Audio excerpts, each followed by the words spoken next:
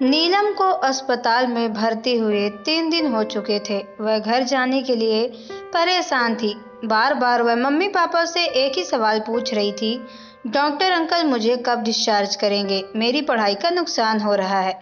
15 सितंबर से मेरे इंटरनल शुरू हो जाएंगे। अभी मैंने तैयारी भी नहीं की है। अस्पताल में भर्ती होने की वजह से मैं संजना के साथ खेल भी नहीं पा रही हूँ। मेरा मन उसके साथ खेलने को कर रहा है। यहाँ मुझे जरा भी अच्छा नहीं लगता, इसलिए मुझे जल्दी से घर ले चलो।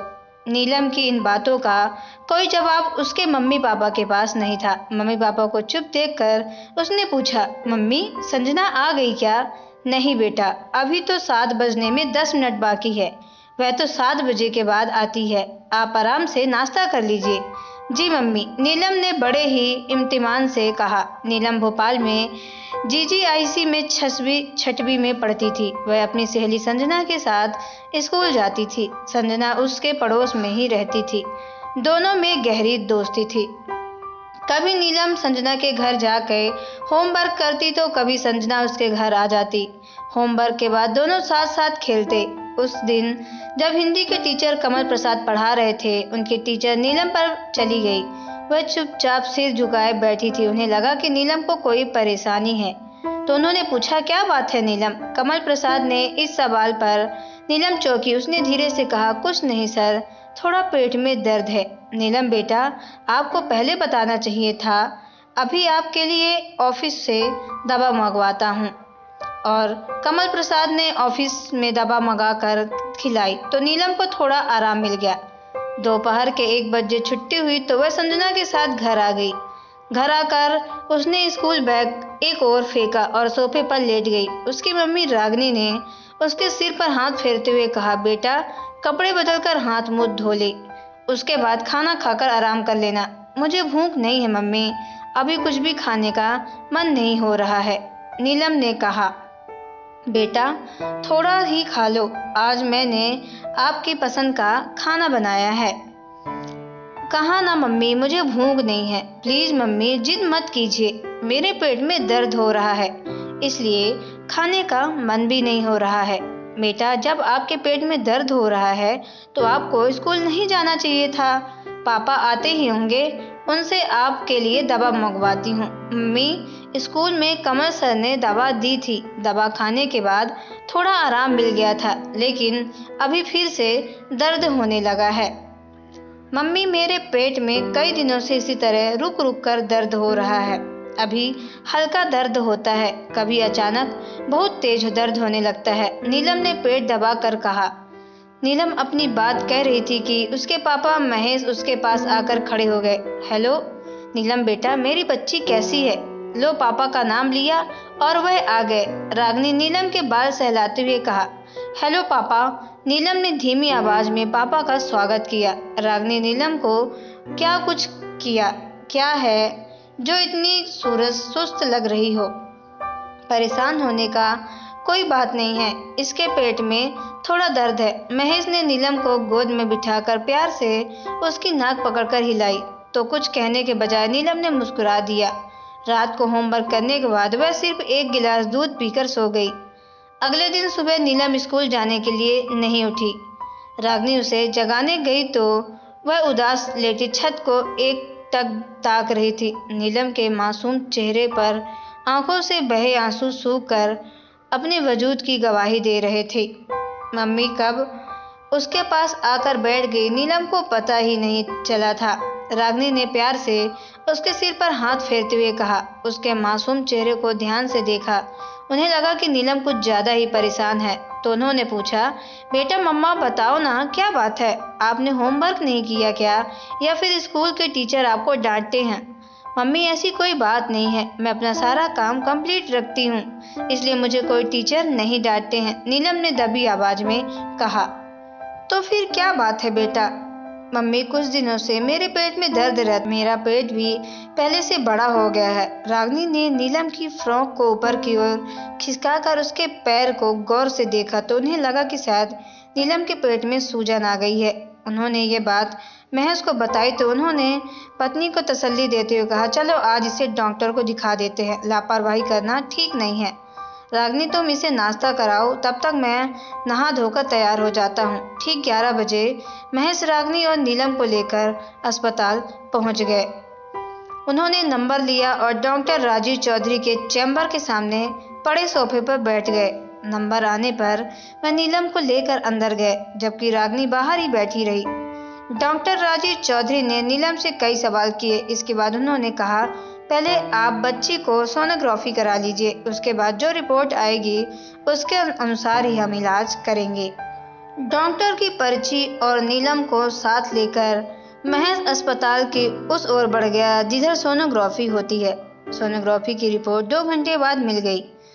महेश रागिनी और नीलम को सोफे पर बैठाकर अकेले डॉक्टर की केबिन में दाखिल हो गए। रिपोर्ट देखकर डॉक्टर राजीव सन्न रह गए। उनके चेहरे से लगा जैसे रिपोर्ट पर उन्हें विश्वास नहीं हुआ हो। उन्होंने एक बार फिर रिपोर्ट को गौर से देखा, उसके बाद दबे स्वर में कहा, मिस्टर महेश, नीलम इस प्रेग्नेंट। ये सुनकर महेश अवाक रह गया। वह जिस तरह बैठे थे उसी तरह बैठे रह गए, मानो कुछ सुना ही ना हो। वह डॉक्टर राजीव को बिना पलक झपकाए देखते रह गए, जबकि उन्हें कुछ दिखाई नहीं दे रहा था। उनकी आंखों के सामने अंधेरा छा गया था। मिस्टर महेश, खुद को संभालिए, डॉक्टर राजीव ने उन्हें दिलासा देते हुए कहा। महेश पसीने से पूरी तरह तर हो चुके थे। एक बारगी उठकर बाहर आ गए। उनका हाल देखकर रागिनी सहम उठी। डरते डरते उन्होंने पूछा, रिपोर्ट देखकर क्या बताया डॉक्टर ने? महेश किस तरह बताने की उनकी कली जैसी बेटी माँ बनने वाली है, वो सब सोच के परेशान हो रहे थे। वह निढाल होकर सोफे पर बैठ गए। क्या बात है जी? रागिनी ने बेचैनी से पूछा। आप बताइए ना, क्या हुआ है मेरी बच्ची को? आप बताते क्यों नहीं हैं? महेश की खामोशी रागिनी के दिल में नस्तर की तरह चुभ रही थी। पत्नी को बेचैन देखकर राजीव ने रुधी आवाज में कहा, घर चलकर बताता हूँ। 2 किलोमीटर का सफर पूरा होने में जैसे युग लग गया हो। इसी बीच रागिनी के मन में न जाने कितने ख्याल आए। तरह तरह की आशंकाएं उसे परेशान करती रहीं और वो परेशान होती रही। उसे कुछ समझ में नहीं आ रहा था। घर पहुंचकर महेश ने नीलम को बिस्तर पर लिटा लिया और आराम करने को कहा। लेटने के बाद नीलम ने पूछा, पापा, डॉक्टर अंकल ने क्या बताया? मेरे पेट का दर्द कब ठीक होगा? मेरे टेस्ट होने वाले हैं। आप डॉक्टर अंकल से कहिए कि मुझे जल्दी से ठीक कर दे, वरना संजना के नंबर मुझसे ज़्यादा आ जाएंगे। महेश ने नीलम के सिर पर हाथ फेरते हुए कहा, बेटा, आप जल्दी ठीक हो जाओगी, घबराने की कोई बात नहीं है। रागिनी बड़ी बेसब्री से महेश का इंतजार कर रही थी। जैसे ही महेश उनके पास गए, उन्होंने बेचैनी से पूछा कि क्या हुआ है? डॉक्टर साहब ने क्या बताया है मेरी बच्ची को? रागिनी की बाहें पकड़कर महेश ने कहा, आपको किस मुंह से अपनी बारी की कहानी सुनाऊं? हम लोग लुट गए, रागिनी बर्बाद हो गए, हम किसी को मुंह दिखाने लायक नहीं रहे। डॉक्टर ने बताया कि नीलम 6 महीने की गर्भवती है। महेश का इतना कहना था कि रागिनी को ऐसा लगा कि सब कुछ घूम रहा हो, आंखों के सामने अंधेरा छाने लगा हो। वह गिरी और बेहोश हो गई। महेश उसके मुंह पर पानी की छींटें मारते हुए उसे होश में लाने की कोशिश करने लगे। कभी वह उनका मुंह पकड़कर हिलाते तो कभी कहते, उठो रागिनी, उठो, खुद को संभालो, वरना नीलम का क्या होगा? कुछ देर में रागिनी उठी और पति के गले लगकर फपक फपक कर रोने लगी। पति पत्नी की समझ में नहीं आ रहा था कि ये सब कैसे हुआ, किसने नीलम के साथ ये गंदा काम किया। रोते रोते रागिनी ने कहा, हमारी बेटी के साथ यह नीच हरकत किसने की? किसने मासूम कली को बेरहमी से मसल दिया? उस कमीने को हमारी मासूम बेटी पर जरा भी तरस नहीं आया। उसने हमें समाज में मुंह दिखाने लायक नहीं छोड़ा। इसके बाद आंचल से आंखें साफ कर रागिनी एक्स नीलम के पास आ गई। प्यार से उसके सिर पे हाथ फेरते हुए कहा, बेटी नीलम, अब तबीयत कैसी है? मम्मी अब थोड़ा ठीक है, लेकिन बीच बीच में दर्द होने लगता है। नीलम ने मासूमियत से कहा, डॉक्टर अंकल ने कहा है कि नीलम बहुत जल्दी ठीक हो जाएगी। महेश ने दिल पर पत्थर रखकर मुश्किल से बेटी को समझाया। पति पत्नी में से किसी की हिम्मत नहीं हो रही थी कि नीलम को किस तरह से इस मुद्दे पर बात करे, लेकिन बात तो करनी ही थी। आखिर रागिनी ने नीलम से बड़े प्यार से पूछा, बेटा, आपके साथ स्कूल में किसी ने गलत काम किया है क्या? नहीं मम्मी, किसी ने मेरे साथ कोई गलत काम नहीं किया है। एक माँ बाप के लिए शायद दुनिया में सबसे बुरा सवाल यही होगा। खैर, काफ़ी समझाने बुझाने पर नीलम ने बताया, नवीन भैया मेरे साथ गंदा काम करते थे। नवीन नीलम की बुआ यानी महेश की बहन का छोटा बेटा था, इसलिए उसके घर आने जाने में किसी तरह की कोई पाबंदी नहीं थी। नीलम के इस जवाब से पति पत्नी सिर थाम कर बैठ गए। घर का भेदी लंका ढाए। नीलम को गले लगाकर रागिनी ने उसके कान के पास अपना मुंह ले जाकर लगभग फुसफुसाते हुए कहा, बेटा आपके साथ नवीन कब से ये गंदा काम कर रहा था? आपने मम्मी पापा को ये बात पहले क्यों नहीं बताई? नीलम ने आंसू नाजुक गालों से होते हुए रागिनी के कंधे को भिगो रहे थे।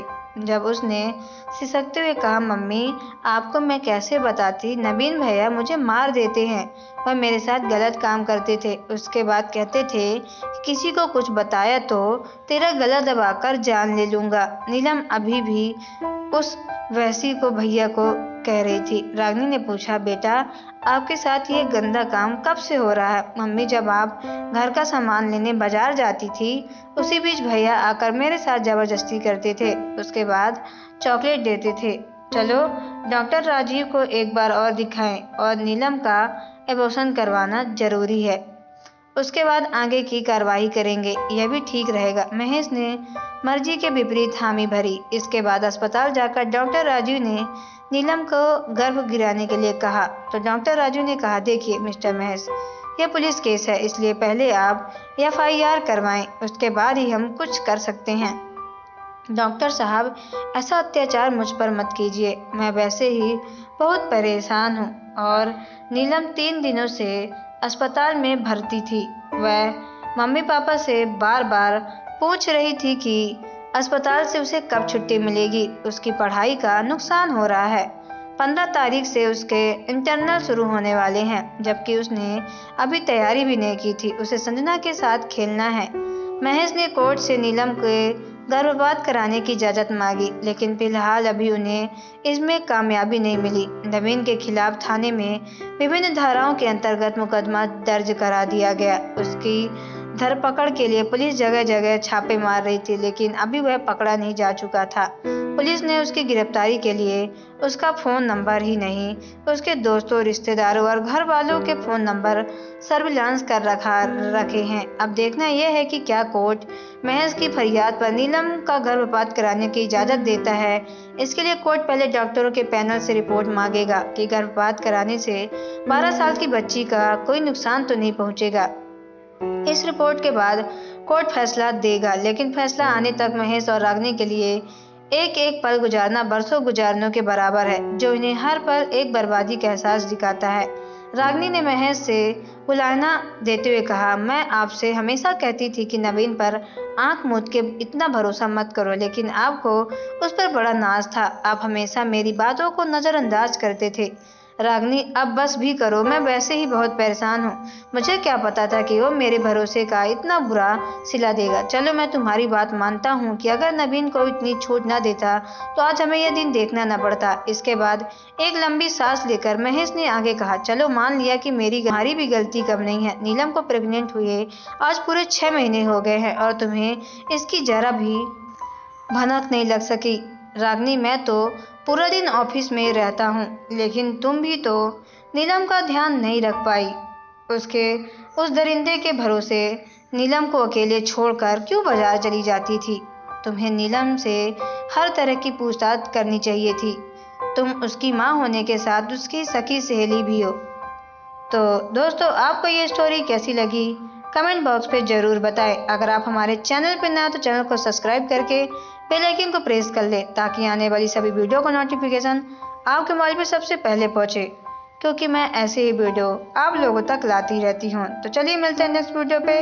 ओके बाय, टेक केयर, धन्यवाद।